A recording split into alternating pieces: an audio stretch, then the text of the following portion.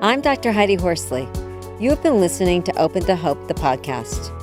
You can follow Open to Hope on Facebook, Instagram, and Twitter. To learn more, visit us at opentohope.com and go to Apple Podcasts to subscribe. I'm Dr. Gloria Horsley. Join us again next week for another Open to Hope conversation, where we invite you to lean on our hope until you find your own.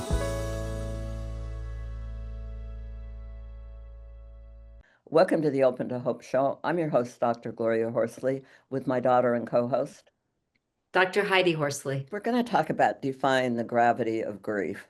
I mean, is grief pulling you down? How can you defy that? How can you change it? We've got a wonderful woman on here who does retreats and does all sorts of things, but she's also walked the walk and she talks the talk, right, Heidi? Absolutely, Mom. And I love the idea of talking about defying the gravity of grief. And we are talking today with Marie Cruz.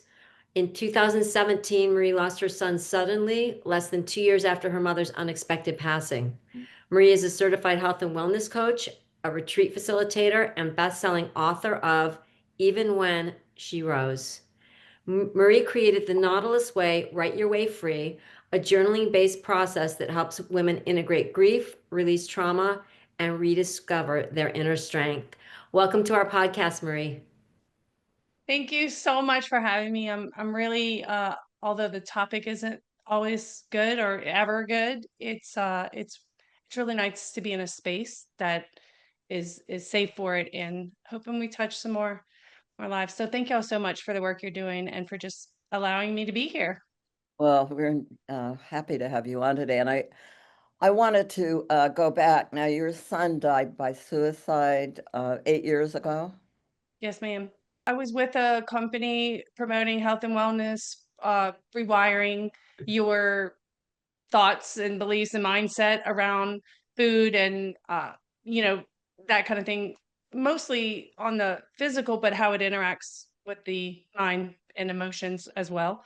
So I was in that for several years and had a national company training and working with women for that, helping them build businesses. And so I was pretty well versed in how the mind has such a huge part in our experiences. Mm-hmm. And then you thought you knew it all, because I worked in the area of grief and loss at a hospital and was a clinical nurse specialist and worked with the surgical service. And I thought I knew all about grief and loss. And then my son died, and wow, I realized I didn't know a lot. Right. I don't think I thought I knew anything about grief. Well, maybe I did, because I gave some very unsolicited advice to different people over the years. and I learned really quickly how unhelpful I was. So I agree. And the other thing about grief for me was I thought I could muscle through it. Like, I'm going to do it my way because I know how to control my mind. And I've often said that grief has its own breath, its own mind, it's going to have its way. And so yes, I agree. I thought I knew a lot more than I did. And Yeah, and that was 8 years ago, and your mother passed away at around the same time. just less than 2 years before, very unexpected. And I had a lot of PTSD from, we found both of them. I often say that my grief journey started with her, and it somewhat paved the path.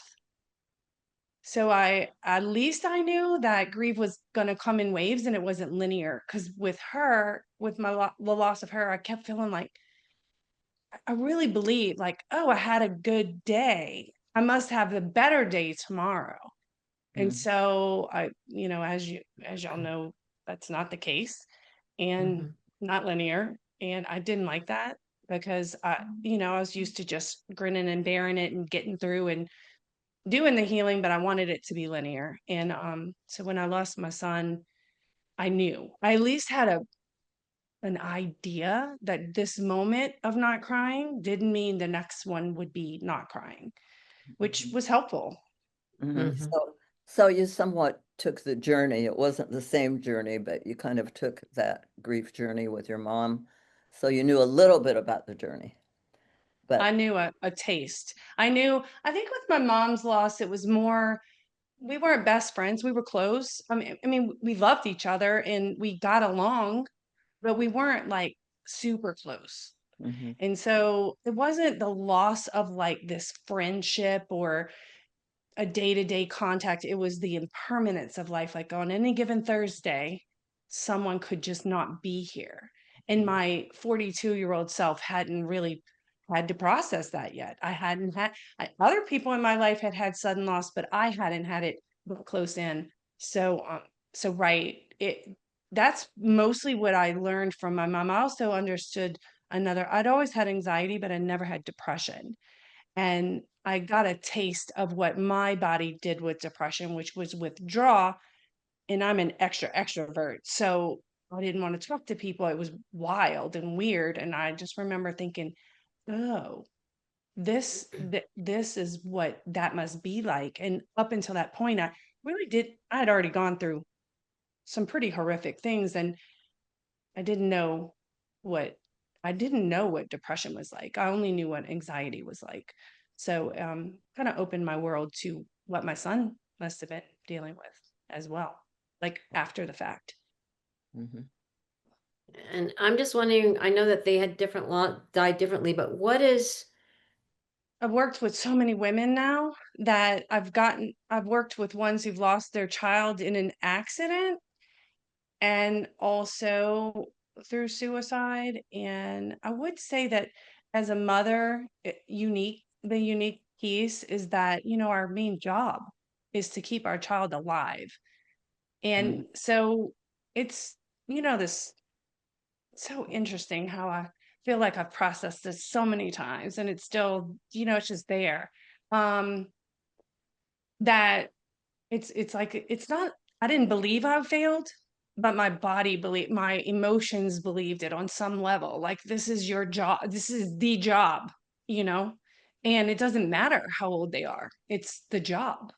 Like Right. help them be happy, help them stay alive. And so that I would say is unique. However, I've also worked with a mom who had that because her son was coming to her house to after surgery to bring her something, So I'm not sure of that it's exclusive, but I would say by and large, people who lose a child specifically to suicide, um, that there's this level of failure or and just casing the scenario for what did I miss or what could I have done or in my situation it was the guilt. If there was guilt, and there wasn't a lot because I did a lot for him, like I used to say he could have got an eyeball or a kidney. I mean, I don't know how much more I could have gave him, but for me, the pain point was why couldn't I heal fast enough?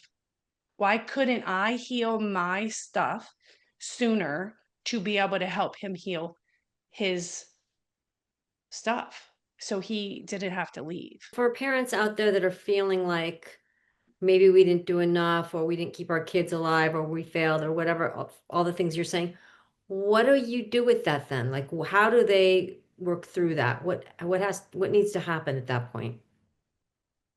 Um, I what I discovered and what I am discovering through this process of working with other moms is that there if you're going to move forward, there needs to be a shift in the belief that what society has told us is not the full picture, or what is tends to be the mainstream about the mother role and more and bigger and beyond, which is where I've really expanded, is that he had a journey and it was his and it Mhm, intersected mine, but it wasn't mine. And much like a child who passes through cancer, that their energy body, their non-physical self, uh, agreed on some level to come in and leave at a certain time, and that was their journey, and it was also perfect. mhm, And listen, for somebody who's listening to this who's brand new to grief, this takes a minute like it's hard to get here, but it alleviated so much of my own feeling responsible or not good enough. Or so for me, and for what I teach and what I work with women, is to just expand their belief to a little further out and imagine, like I say, we're all making this up. Like, nobody has concrete evidence of any of this. And so if we're making it up, why not make it up the way that makes us breathe more and Well, makes what's us interesting about this, Marie, is that when my brother died, my mother called me in the middle of the night, and I had just found out he was dead at that point, and she was crying and she apologized. Mhm. And I said to her, I said, Mom, why are you apologizing? And she said, because I didn't keep him alive. And as a mom, my job is to keep my kids alive. right. And I thought that was so, I wasn't a parent. So, what, Mom? And that was an automobile situation. Exactly. That was an automobile Wasn't even accident. driving. So Yeah. it's reminding me of what you're saying Yeah. about parents feeling like, okay, maybe we didn't do enough. Maybe we should have done something different. Maybe we should have Right. interceded. And I always say, if love could have kept them alive, they'd all be here. 100%. And I think that in suicide specifically, that can go all the way down into the minutia of this loss. It's like getting closer to the full truth. One of the things I teach is we have a truth and then we have the rest of the truth, and the truth in its fullness can set us free. And part of the my truth now is that everyone has their own spirit, their own negotiation with the universe, and in it my job was to love him and guide him and do the best that I could do as a human being, which I messed up a lot, but while he was here, and the rest was up to him. And that's it's tough, because they're literally like part of your DNA. I mean, we're connected inextricably to our children. It's like I say, it's like our little organs are like it's like an organ on the outside of my body. It's like walking and breathing. And so, yeah. So for me, and I just think it's broadening the view so that it can encompass their new existence or location. And then I can move the needle, we talk about that a lot, towards acceptance. And then there's the layers and layers of the part of you that doesn't even want to accept it. Like, I don't want to feel okay, you know? Yes, and sometimes I think early on that not feeling okay is a big connection to them that people don't want to give up. No. Well, I think they wire the grief to the connection to their child. And a lot of what I'm trying to bring forward is that when I began to wire my connection to him in this new form that he's in, or however whatever framework works for you, that in that I could also hold the memories with brevity or levity, or like with joy. I can hold the memory without breaking down in that space. But if it's always the minute you see them they're also gone, then you never get to experience the joy that you experienced while they were here. It So sounds like, Marie, you want to connect with them in the way that they lived and not in the way that they died.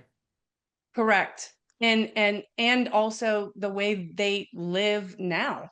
Hmm.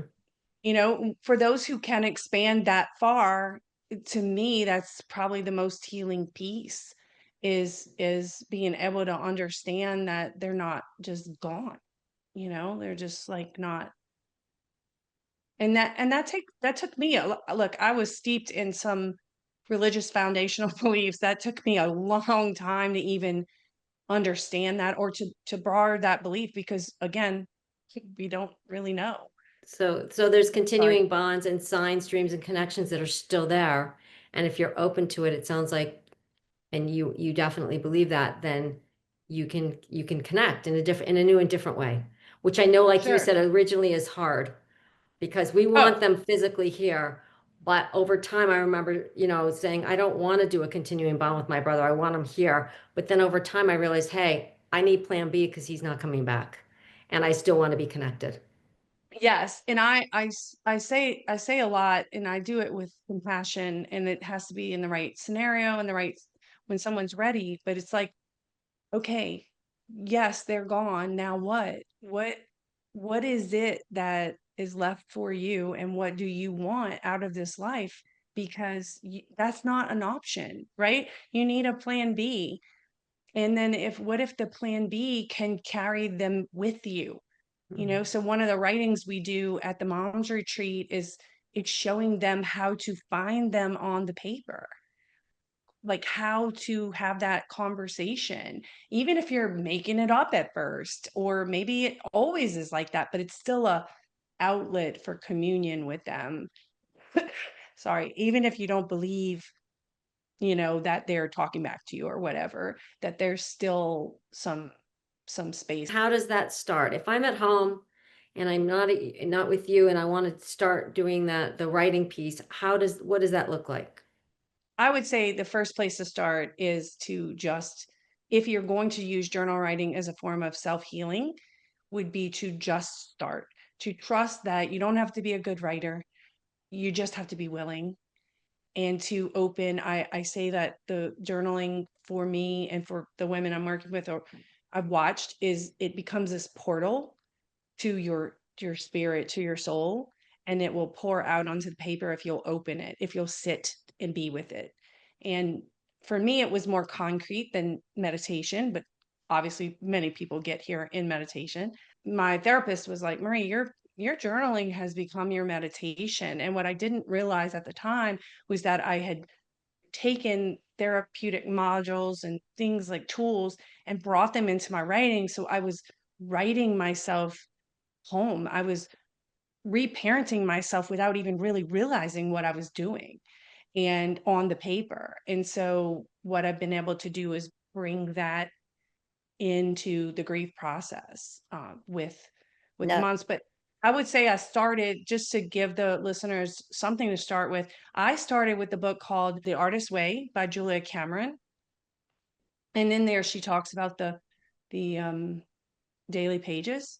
And that's I was always a journaler, but that's what started me with the habit of journaling, which is being present with yourself on a recurring basis.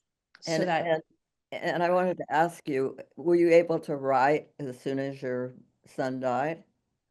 no, well, I was able to, I did not.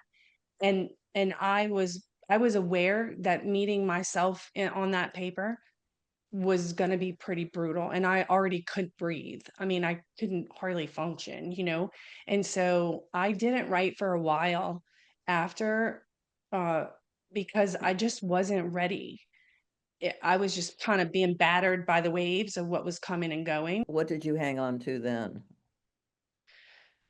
Um, Probably radical self-care, just breathing. I continued to go for a walk. I'm fortunate that I have a husband who pushed me to, take our dog to City Park. We live in New Orleans, and to just get out in nature and spend time. I don't really know what I was doing to fill all that time.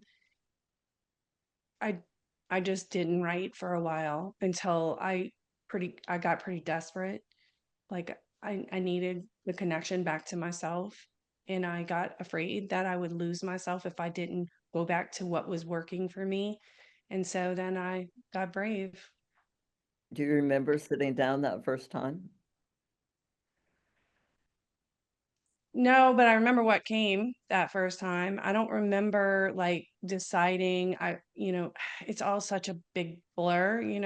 Yeah. But I remember within that first few journal writings, because of the practice I already had before, I was able to allow him to write to me. Mhm. And if we read it now, which I'll release it at some point, if we read it now, I always say it had to be him because it's not the things I would have said to myself. Mhm. But you So, have to believe that that's even a possibility. Wow. Well, I love everything you're saying. Talk to us about your workshops and what you're doing and your website, And your retreats, and Yeah, your book, because even when she rose, your book, you really worked through a lot of issues with your son in the book. I did. So about 7 months after I lost him, I hired a book coach, and I, after losing my mom, I really realized I'm a really creative person, seamstress. I used to do not for work, for fun. And so I knew that going to creativity was the thing. Like I was already running a company, and that work wasn't enough. I needed an outlet, a mental outlet that could disconnect me from my day to day. So after I lost my mom, I started a little business, which was all creation. And then when I lost him, I just decided this book that had been in me.